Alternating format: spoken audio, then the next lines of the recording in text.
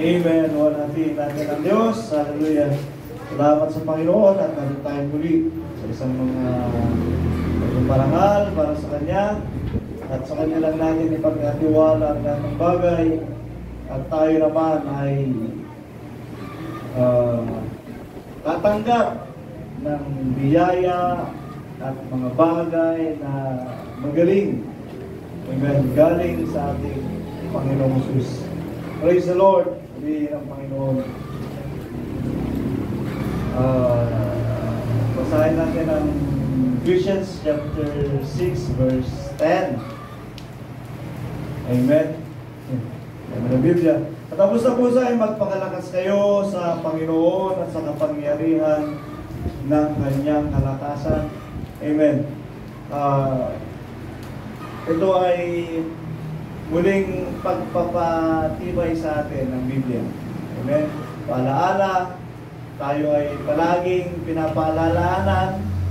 Kaya sabi ko na lang na ito ay pagpapatibay sa atin ng banal na kasulatan ng mga ngaral na si Apostol Pablo. At tayo ay magpakalakas sa ating pananampalataya, magpakalakas tayo sa Panginoon sapagkat sa paglilingkod na ito, marami tayong mga pagdaraanan. Amen? Marami tayong mga pagdaraanan. Ngunit, madali lang din naman magpalakas sa Panginoon. Amen? Amen? Madali lang naman magpakalakas sa Panginoon. Manalangin ka lang, ilagak mo ang iyong sarili sa mataimtim na panalangin sa Panginoon. Malakas ka na naman. Malakas ka ulit. Amen? Sa mga pagsamba, dumalo ka ng pagsamba, gagaya nitong lingguhang panambahan natin sa Panginoon. Amen. Pagkatapos ng service, amen, kung biyaya ng Diyos ang hahanapin mo, paglabas mo, malakas ka na naman. Amen ba? O pagkatapos ng turo, nanghihina kayo. Amen. Kung sa pagkatapos ng turo, nanghihina ka, ay ibang spirito ang tumalaw sa iyo. Amen. Sapagkat kung Biblia ang ating bubuklatin, Biblia ang ating babasahin at pakikinggan, isang bersikulo pa lamang na iyong maririnig, isang bersikulo lang na iyong mababasa, biyaya na ito ng Diyos para sa iyo. Amen? Sabi ko nga sa inyo nung nakaraan, magbasa ka ng Biblia kahit saang pahina, magbuklat ka, Bible cut, simulan mo kahit saan. Magbasa ka 1 minuto, 5 minuto, may biyayang dadari agad sa iyo. Amen? Kung alam mo ang kalooban ng Diyos, alam mo ang kapangyarihan ng Diyos, alam mo ang biyaya ng Panginoon sa bawat pagbabasa ng bukla ng aklat, andiyan agad may biyaya kang may maunawaan. Amen? Kahit sa sino bang aklat ang pinaka hindi binabasa. Amen? Ang Habakuk. Noon, hindi pinapansin yung aklat ng Habakuk. Dahil irrelevant. Pagdating sa mga pagtuturo, parang walang kaugnayan. Aklat ni Habakuk. Pero all of a sudden, nung panahon na kailangan, Bible cut, binasa, kailangan pala natin ang mga pagpapahayag ni Propeta Habakuk. Amen? Basahin mo rin ang sulat ni Jeremias na tawag dito, yung panaghoy, puro pag-iyak, puro panambitan ni Jeremias na panalangin niya sa Panginoon. Amen? Ano ba to? Anong pahayag ba itong panaghoy? Para lang naman parang mga kahinaan ng bansang Israel, parang puro mga pagtalikod ng bansang Israel. Pero kung maunawaan mo ang mensahe ng pagtalikod at panunumbalik sa Panginoon, ang biyaya ay maunawaan mo sa mga aklat na ito. Amen? Kagaya na lamang ni Ruth. Amen? Aklat ni Ruth, hindi siya taga-Israelitas. Pero siya ay pinagpala ng Diyos. Naging asawa niya ang hari ng Huda. Amen? Hindi siya Israelitas, pero naging asawa niya ang hari ng Huda. Kakaiba. Amen? Ano ang biyaya ng Diyos doon? Ano ang biyayang nadaloy? Kahit na ikaw ay hindi karapat-dapat, ngunit kung iyong isinuko ang iyong sarili sa Panginoon, ikaw ay pagpapalain ng Diyos. At hindi lang pagpapala, kundi biyayang ikaw ay tatawagin at hihirangin ng Panginoon. Amen? Hindi siya Israelitas. Hintil siya. Pero dumaloy sa kanya ang isang pagtawag at paghirang na itinakda ng Diyos. Bakit? Sa kanyang mga anak lang naman o sa kanyang anak lang naman lumabas ang ating Panginoong Kristo. Amen? Isa pang pagpapala yun, isang pagtawag at paghirang na pinagkaloob sa kanya ng Diyos kahit na hindi siya Israelitas. Amen. Isa lamang yun pagpapatunay na tayo na kahit mga hintil ay magiging karapat-dapat sa pagtawag at paghirang ng Diyos kung ilalagat natin ang ating sarili sa pagkakatiwala sa Diyos. Amen? Ipagkatiwala natin sa Panginoon ang lahat at tataluyan tayo ng biyayang ito ng panukala at biyaya ng Diyos. Napakagandang pagkahirang kay Esther. Yung biyaya at yung panukala, isa siya, kabilang siya sa katuparan ng panukala. Amen? Bakit? Si Jesus Christ ang ipinanukala ng Diyos mula ng pasimula. Tapos, siya ang pinagdaanan nito, dumaan sa Kanya. Puri ng Panginoon. Ako'y kay Boaz, hari ng Huda, sa Kanya dumaan. Pero hindi rin naman magkakaroon ng anak si Boaz kung wala si Ruth. Kaya kasama siya. Amen? Tayo rin mabati. Ganon din ang pagtawag sa atin ng Diyos. Amen? Hindi tayo mga Israelitas, mga hintil, tinawag tayo sa Ebanghelyo. Ngunit nung tumalima tayo sa Ebanghelyo, pangako ng Diyos at panukala ng Diyos ay matutupad sa atin. Amen? Palakpakan niya naman ang Panginoon. Parang hindi biyaya pa ng Diyos yun. Pangako ng Diyos at panukala ng Diyos mangyayari sa atin. Hindi pa kayo natutuwa? Amen? At ang kagandahan pa nito, isa rin tayo sa kapunuan ng Biblia. Amen ba? Isa tayo sa kapunuan ng Biblia. Kung wala tayo, kulang ang Biblia. O kulang ang Biblia. Kulang ang kaganapan sa Biblia. Naintindihan niyo ba mga kapatid? Kung wala tayo, ang kaganapan ng panukala patungkol sa mga panukala ng mga propeta at ng mga apostol ay hindi mangyayari. Amen. Bakit? Tayo ang katuparan ng Biblia na pagpapahayagan ng mga hiwaga. Amen ba? Kanino nangyari ang pagpapahayag ng hiwaga? Hiwaga ng Ebanghelyo, hiwaga ng Diyos at ni Kristo, hiwaga ng kaluwalhatian ng Diyos, hiwaga ng ano ba mga hiwaga ito? The mystery of the Godhead. Amen. Sa atin ipinahayag ang lahat ng ito. At sinabi yan ni Apostol Pablo sa mga hintil. Amen. Colossians 1:25. Sa kanila, sabi ni Lord.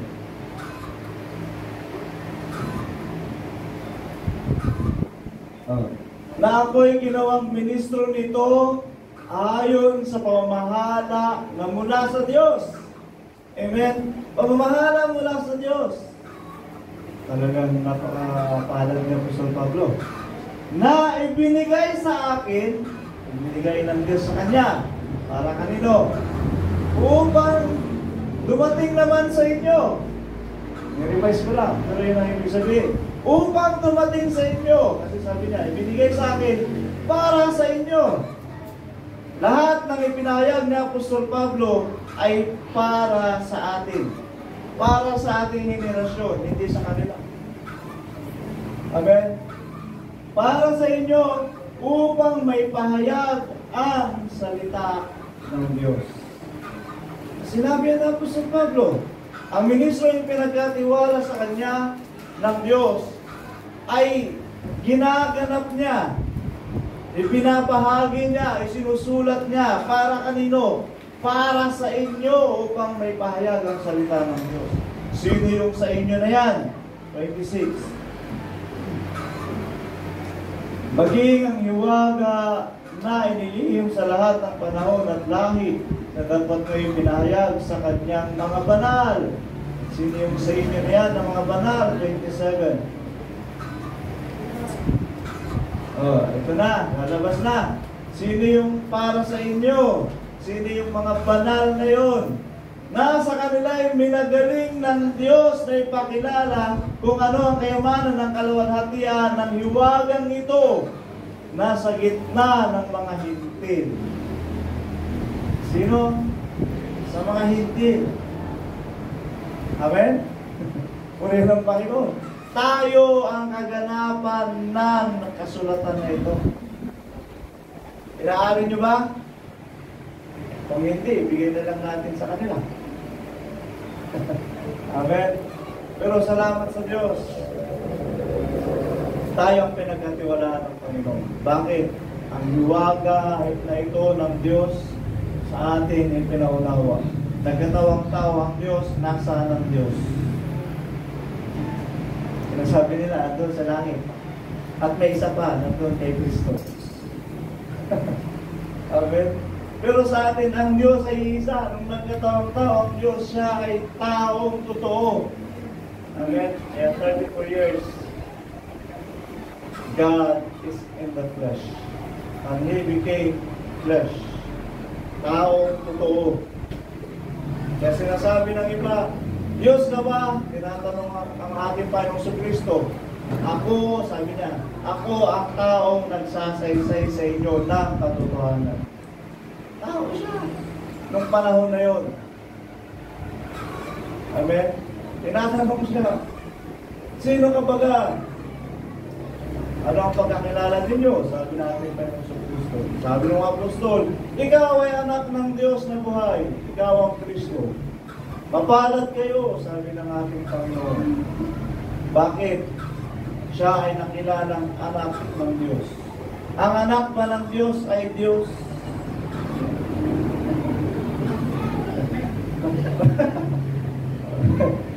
Amen. Ang anak ba ng Diyos ay Diyos?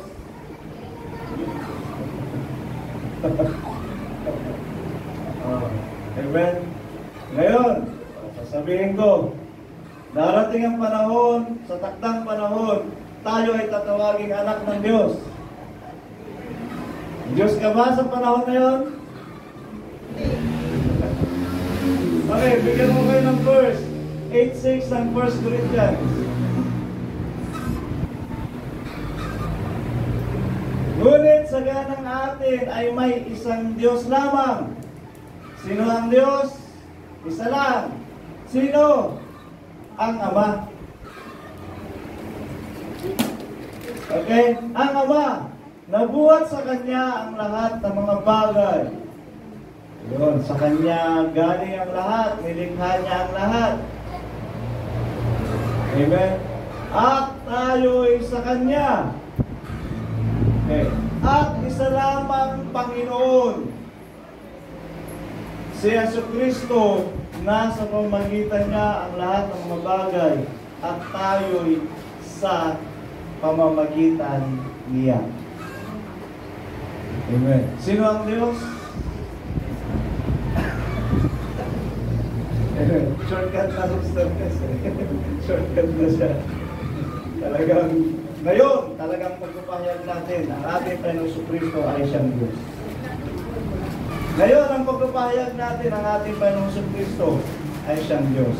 Ayon sa unawang ibinigay sa atin ng Panginoon. Amen? Siyang Diyos. Siya yung anak. Amen? Pero ulitin ko nga ulit sa inyo, ang pagpapahayag na ito, ang anak ng Diyos ay hindi Diyos. Sister Christ. Ang anak ng Diyos ay hindi Diyos. Nung siya ay naging anak, hindi siya Diyos. Pero ngayon, ang ating Panginoong Jesucristo, sa kanyang pagkabuhay na maguli, bumalik siya sa kanyang karangalan sa itaas. Sabi nga niya, ano sa inyo kung makita ninyo ang anak ng tao na bumalik sa dati niyang kalagayan. At ang dati niyang kalagayan ay ang kalagayan Diyos.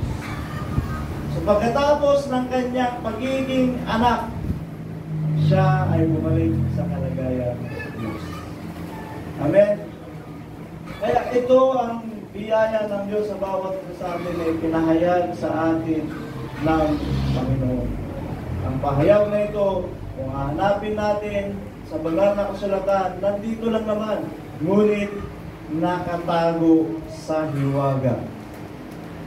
Amen? At ang hiwagang ito ay ipapahayag ng Diyos para sa kanyang mga banal. Amen? At ang hiwagang ito ng Ebanghelyo ay pinangangaral para sa atin upang sa pamagitan ng pananampalatayang ito, magkaroon tayo ng kaligtasan. Amen? Ibig sabihin, hindi lahat makakaunawa. Amen? Hindi lahat makakaunawa ng hiwagang ito. Doon lamang sa mga pinagpapahayagan, sila ang may biyayang kaligtasan. 16:25 ng Romans.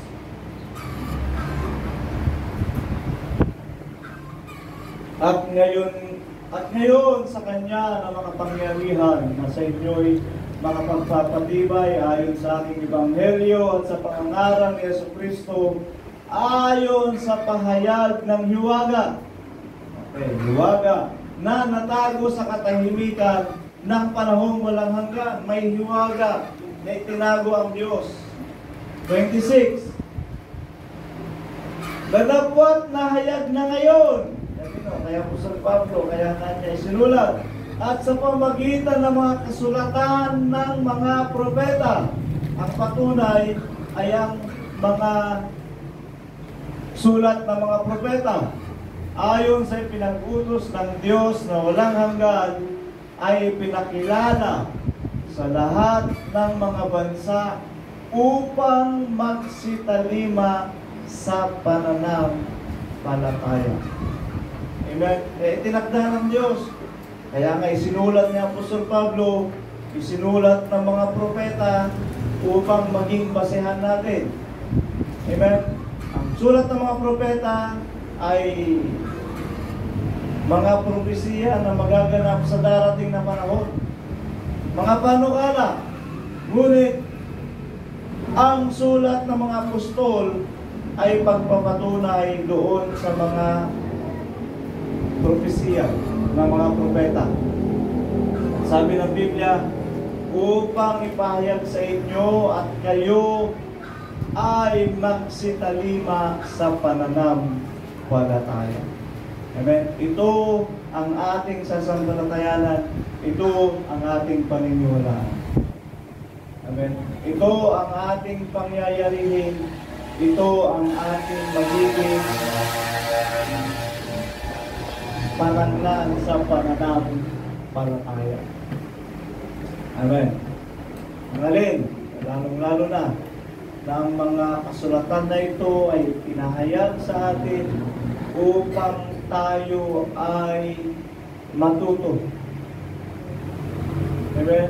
At upang tayo sa ating sarili ay magsumikap upang maging bahagi tayo ng mga panukalang ito. Amen? Ang panukala ng Diyos na mayroong maliligtas. Maliligtas saan? Mawawasak ang sanlibutan. Ngunit, hindi sila ilalagay ng Diyos sa galit. Dalhin natin ang ating sarili sa kaganapan na ito. Mawawasakin ng Diyos ang sanlibutan, pero tayo ay hindi kabilang sa galit ng Diyos.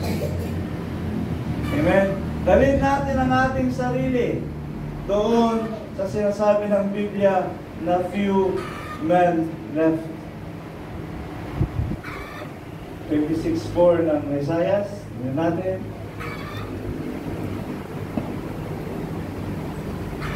But 24:6.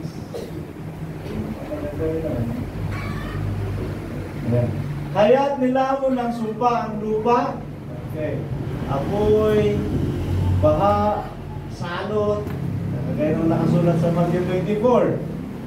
Talagang nilamon ha. Nilamon ang sabi ng Biblia. At silang nagsisitahan doon ay nasumpungan sa laring. They are all victims of the curse. Amen? Sila lahat ng tao, sabi na, lahat ng nasa balat ng lupa. Kaya nakasulat sa Nehemiah chapter 1, verse 2, bababa. Andun. At lilipulin ko ang lahat ng tao, hayop, mga ibon, mga isda. Nasumpungan sa larin lahat. Kaya't ang mga nananahan sa lupa ay nangasunog. Okay, nakasulat. Mangyayari. It is a prophecy. Pangyayarihin ito ng Diyos sa takdang panahon. Amen. Hinihintay ito lahat ng mananampalataya. Amen. Ang pag-asa ng ibang mga mananampalataya, dadalhin sila ng Diyos sa langit ng buhay. Yung patay, dadalhin ng Diyos sa langit dahil bubuhay na maguli. Tama yun, ang pag-asa. Ngunit, dito tayo, ayon sa pahayag ng Biblia, may naiwan. May natirang buhay. Sabi niya, at nangangila ng tao. Pumunti ang tao. Bakit? Sila yung mga hindi ibinilang sa galit ng Diyos.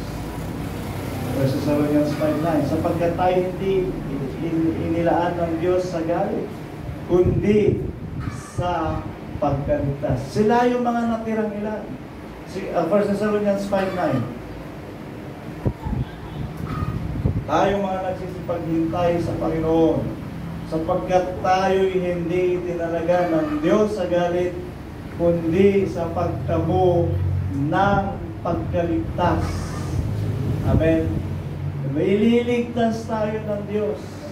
Hindi tayo dadalhin ng Diyos sa galit sa pamamagitan ng ating Panginoong Jesucristo. Amen. Lahat ng sumasampalataya at tumitiwala sa ating Panginoong Jesucristo, magsabing Amen. Aba, mabagte. Palakpakan natin ang Panginoon. Praise the Lord. Ang mga tumitiwala sa Panginoon at sumampalataya sa ating Panginoong Jesucristo, sila ang nililigtas ng Diyos. Kaya magunaw man ang sanlibutan, tayo ay ingatan ng Panginoon. Ito ang ating pananampalataya at ito ang ating pagkakatiwala sa Diyos. Kaya ang ating paglilingkod na ito, talagang seryosohin na natin, pagkatiwala na natin sa Panginoon lahat. Amen? Kaya yung kalakasan mo, lalo mo pang palakasin sa Panginoon. Amen? Sabi ng Biblia nga, sa katapus-tapusan na ito, nandito pa rin kayo. Ibig sabihin, malakas na kayo. Narating nyo yung dulo, narating nyo yung finish line, or you're still running, kaya nandito kayo sa panambahan. Andito pa kayo. Yung malakas pa kayo. Pero sabi niya, magpakalakas kayo sa kapangyarihan ng kanyang kalakasan. Magpakalakas pa kayo. Amen. Kailangan nyo to. Bakit? Darating ang pagsubok sa sanlibutan na ito. Amen. Kaya kailangan ninyo ng iba yung kalakasan. Amen. Magpakalakas pa tayo ng gusto. Magpakalakas pa tayo ng mas malakas. Amen. Yung lakas ninyo ngayon sa inyong pananampalataya, mayroon pang ilalakas yan. Amen. Mayroon pang ilalakas yan. Kasi nga, ang kapangyarihan ng Diyos, habang naunawaan mo ang kanyang biyaya at ang kanyang kapangyarihan, mas lalo tayong lalakas. Amen. Kaya sabi ko nga rin ng mga nakaraan sa inyo, yung kabanalan na naiisip ninyo na nasa inyo ngayon, ay pataasin nyo pa yung antas ng kabanalan na nasa sa inyo ngayon. Mayroon pang kabanalan na mas mataas diyan. Bakit? Ang sabi ng Biblia, sa mga huling araw, ang matuwid ay magpapakatuwid, ang banal ay magpapakabanal pa. Amen? Ibig sabihin, mayroon pang mas mataas na antas ng kabanalan na pwede nating maabot habang tayo ay nagpapakalakas sa Panginoon. Amen. Ito ang biyayang ipinapahayag sa atin ng banal na kasulatan. At ito ang marapat sa bawat isa sa atin. Amen. Romans 15:13. Puspusin nga kayo ng Diyos ng pag-asa, ng buong kagalakan at kapayapaan sa pananampalataya. Amen. Pag-asa na tuwang-tuwa ang iyong kalooban, buong kagalakan, at payapa ka. Amen. Ito ang marapat sa bawat isa sa atin. Sa pananampalatayang ito, tayo ay nasa pag-asa, nasa kapayapaan sa ating pananampalataya upang kayo'y managana sa pag-asa sa pamagitan ng kapangyarihan ng Diyos. Kasama itong kapayapaan. Amen? Sapagkat ang kapayapaan, ibig sabihin nito ay payapa ka sa lahat. Amen? Payapa ka sa lahat. Wala kang kinatatakutan, wala kang ikinahihiya, wala kang parang itinatago. Sapagkat payapa ka. Amen? Payapa ka sa lahat. 14:12 ng Hebrew.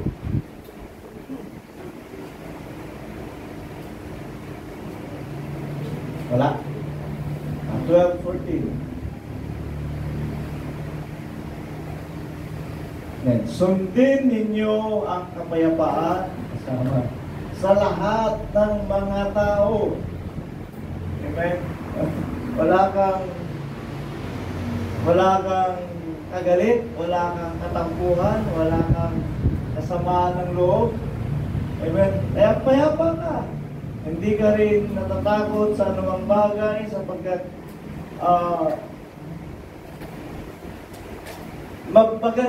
yung kalooban mo, yung konsensya mo, andyan, parang mabuti, maganda. Walang humuhudyok sa'yo na parang ikaw ay may kinatatakutan. kapayapaan sa lahat ng mga tao. At ang pagpapakabanal, okay, na kung wala ito'y sino man ay di makakakita sa Diyos. Amen. Pagpapakabanal. Kapayapaan at kabanalan ay sumagawa ayon sa biyaya na kaloob ng ating Panginoon Kristo upang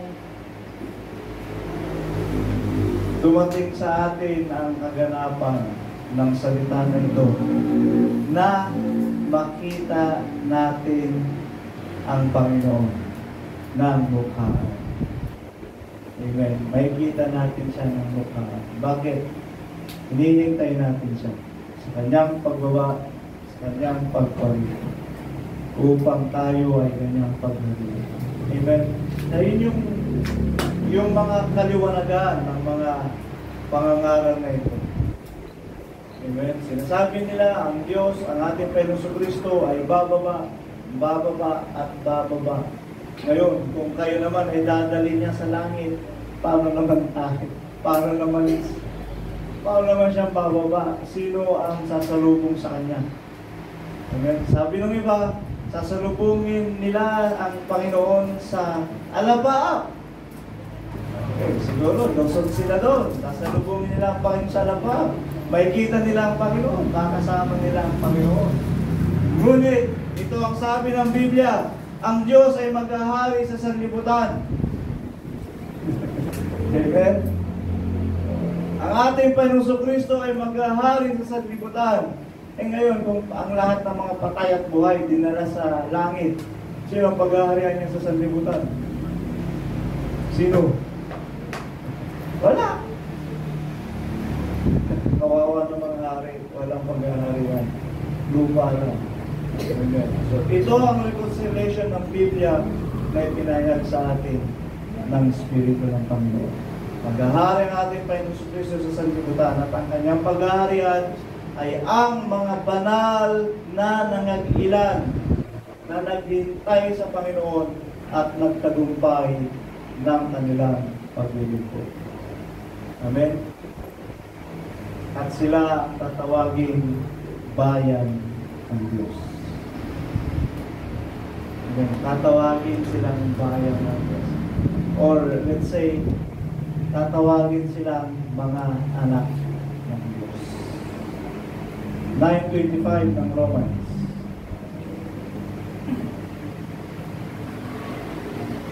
Gaya naman ng sinasabi niya sa aklat ng Mosiah, sa tawagin kong aking bayan na hindi ko dating bayan iniibig na hindi dating iniibig. 26. At mangyayari sa dakong pinagsabihan sa kanila, kayo hindi ko bayan, ay diyan sila tatawagin mga anak ng Diyos na buhay. Amen? Mga anak ng Diyos. They will be called the sons of the living God. Amen? Buhay ito mga to. Kasi nga may isang dako. Ano ba ang isang dako? Ang isang dako ay lugar ng ampunan sa atin ng Diyos. Ang isang dako ay lugar ng pagliligtas ng Diyos. Nakahula na yan, Revelation 12. Amen? Nakapahayag din yan sa aklat ng Samuel. Amen? Na kung saan binigyan niya ng isang dako ang mga Israelitas na kanyang mga tinawag upang ibukod sila sa ibang bayan. Ganon din tayo. This is the shadow of God's calling and anointing. Bibigyan din tayo ng Diyos ng isang lugar at doon tayo ibubukod ng Panginoon. At habang ang sanlibutan ay nagkakaroon ng pagkawasak, tayo ay iingatan at iniligtas ng Diyos. Amen? Dahil ang ampuna, ang isang dakong ampunan ay ang isang dakong inihanda ng Diyos sa kanyang mga lingkod. Exodus 15:17.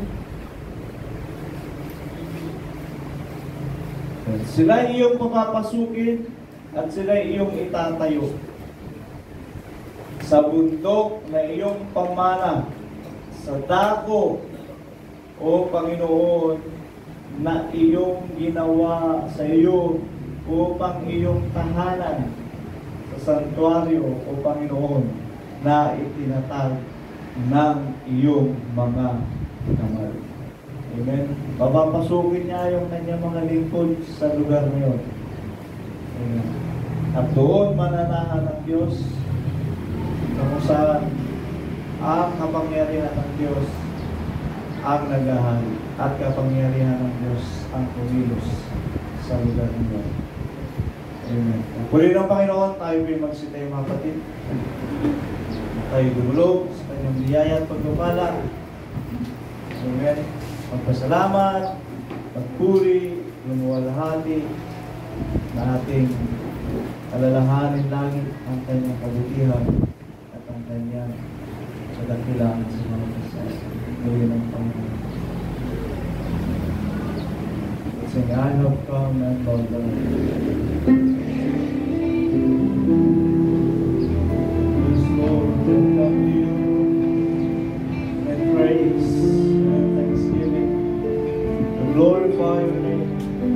Give worthy, for you are worthy.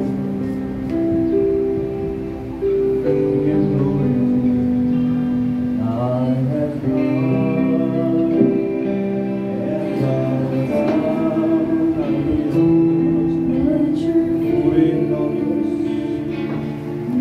Sa mga nito, namin kami sa pagkakatiwala sa iyo, namin kami kaniyanang doon ang aming mga sarili at isang kaibigan para sa iyong harapan, ganapan kaya.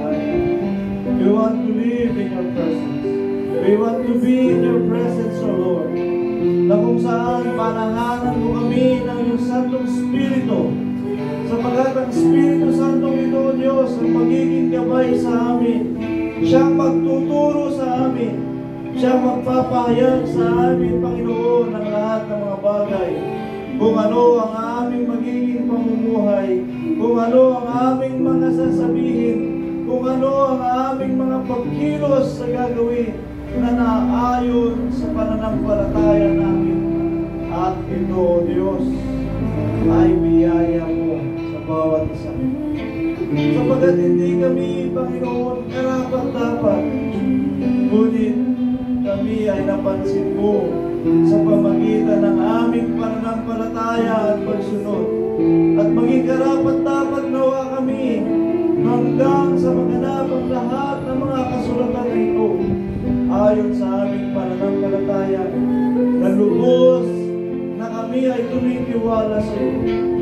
Dahil kami, Panginoon, ay lubos na nagpapahayag sa iyo ng mga bagay na ito. Sapagkat ikaw, Panginoon, ang aming kalakasan. Ikaw, O Diyos, ang aming kalakasan. Ikaw ang aming katubusan, Panginoon, na lubos na pinangyayari mo sa amin ang iyong mga salita upang kami ay magkaroon ng katunayan at katibayan sa lahat ng mga bagay na ito. Kaya, O Lord, ang aming pananatiling, ang aming pagkapit sa iyo, nawa, O Diyos, ay maging kapahayagan na kami, Panginoon, ay pinapatnubayan pa rin ng iyong Santong Espiritu na kinikilos mo sa amin ang iyong kapangyarihan. Kinikilos mo sa amin, Panginoon, ang iyong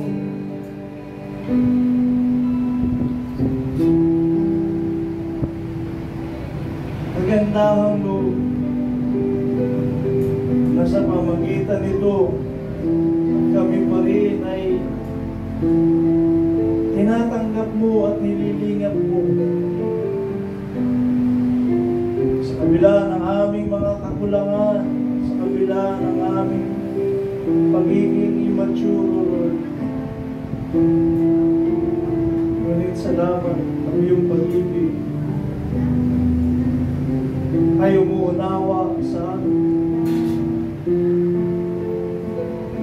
Dalangin namin, Panginoon, patuloy ka pang magpahayag sa amin ng iyong mga salita upang ito ang maging daan, upang mabukaw, Diyos, ang aming mga espiritu, sa aming mga kalooban, at ang aming mga pangunawa ay ma-ignite upang makilala namin kung ano ang inuudyok sa amin ng Santong Espiritu na sa amin, O Diyos, sa iyong pinagkakaroon. Salamat po sa mapagpalang linggo na ipinagkaloob mo sa amin. O God, na sa mga pagsisikap ng bawat isa, ang iyong pag-iingat ay patuloy. Ang iyong kagandahan loob ay nananahan sa bawat isa. Nawa, Panginoong Sus, anuman ang aming mga gawin, anuman ang aming mga makita, anuman ang aming mga maramdaman, nawa, maunawaan namin ang lahat ng ito ay biyaya mo para sa bawat isa. At siya namin sinisikap na maintindihan upang ikaw sa amin ay maging Diyos, upang aming malayang ipagkatiwala sa iyo ang lahat ng ito. Na Diyos ka sa amin, gagawin mo, Panginoon, alinsunod sa iyong mga kalooban. At ang kadakilaan mo ay makayaman sa bawat isa. Sa tunay na dakila ka sa iyong mga gawa, sa iyong mga panukala, sa iyong mga pagtatakda. Napakataas ng iyong antas na hindi namin may bilang, hindi namin may pantay sa kanila, sapagkat Diyos ka at Diyos ka. Na sa amin, Panginoon, ay pinahintulutan namin na malaya kang kumilos.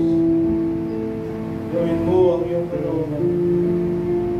O Lord, sa mga pagpamagal ng bawat isa, O Lord, ipagkatiwala mo ang lubos. Ang biyaya ito, ayon sa iyo, sa Espiritu. Kami ay tumanggap ng pagpapalang mula sa iyo, at ang biyaya mo ay patuloy na tumatalo sa iyong mga lingkod. Maghatiin ka, Panginoon, at purihin ka sa pangalan ng Jesus. Amen. Praise the Lord. Purihin ang Diyos.